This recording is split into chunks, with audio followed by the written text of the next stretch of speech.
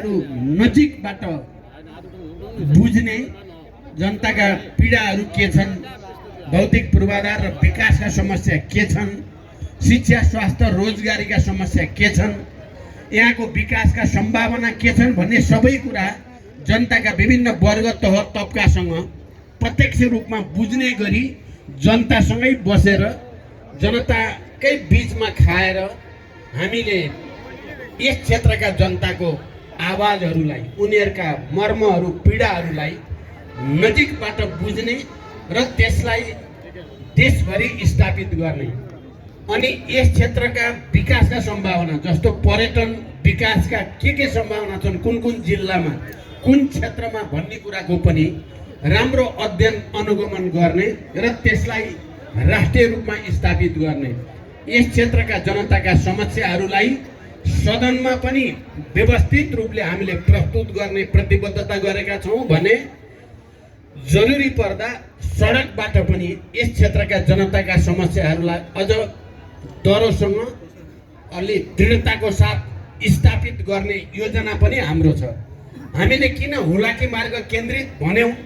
या तराई मधेसको दक्षिण भागलाई प्राथमिकता दिएर किन आयौं भन्दा विगतदेखि नै राज्यले यस क्षेत्रका जनताको विकास, निर्माण, शिक्षा, स्वास्थ्य, रोजगारी सबैमा कहीँ न कहीँ विभेद गर्दै आएको छ। बजेटमा पनि यस क्षेत्रका जनसङ्ख्या जति छ त्यो जनसङ्ख्याको अनुपातमा नेपाल सरकारको बजेट जहिले पनि कम हुने गरेको छ।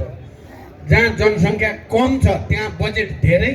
जहाँ जनसङ्ख्या धेरै छ त्यहाँ बजेट कम जाने गरेको छ। त्यसकारण यस क्षेत्रको विकासमा निकै ठुलो समस्या पैदा भएको छ।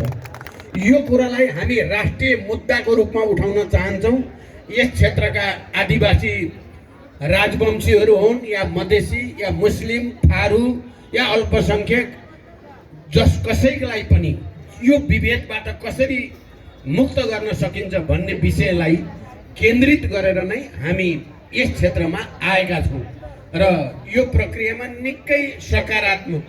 निकै राम्रो सन्देश देशभरि गएको छ। हामी सर्लाही आइपुग्दासम्म त,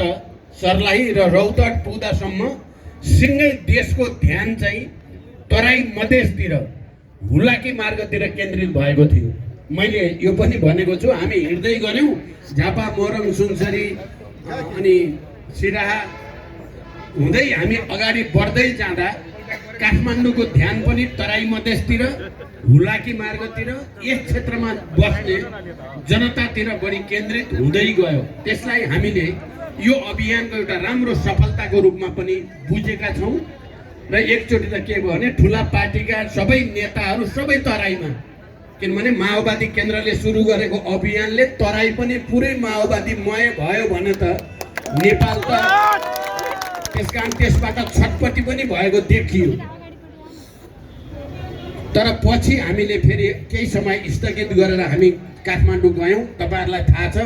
हामी काठमाडौँ जानु अगाडि देशमा अलिकति राजनीतिक प्रश्न प्रतिगमनतिरको, पुनरुत्थानतिरको पनि केही गतिविधिहरू देखियो र यो परिवर्तनको प्रमुख वाहक हुनुको नाताले देशमा जनयुद्ध र जनआन्दोलनका माध्यमबाट, मुख्यतः जनयुद्धका माध्यमबाट देशका उत्पीडित वर्ग, जाति, क्षेत्र, लिङ्ग, समुदायको पहिचान र अधिकार स्थापित गरेर संविधान सभाको संविधानले एक हदसम्म ती मान्यताहरूलाई लिपिबद्ध गरेको स्थितिमा यसमाथि कतैबाट प्रश्न उठ्छ भने त्यसको रक्षा गर्ने प्रमुख जिम्मेवारी पनि माओवादी केन्द्रकै हो भन्ने सोचेर नै हामीले तराई मधेसका जनतालाई अपिल गर्दै हिँडेका छौँ र मैले यो बीचमा काठमाडौँमा सदनबाट पनि देशभरिका जनतालाई सदनका माध्यमबाट, प्रतिनिधि सभाबाट अपिल पनि गरे। तपाईहरुले देख्नुभयो अरु कयौं सार्वजनिक कार्यक्रम मार्फत पनि संघीय लोकतान्त्रिक गणतन्त्रको रक्षा गरिन्छ। यो माओवादी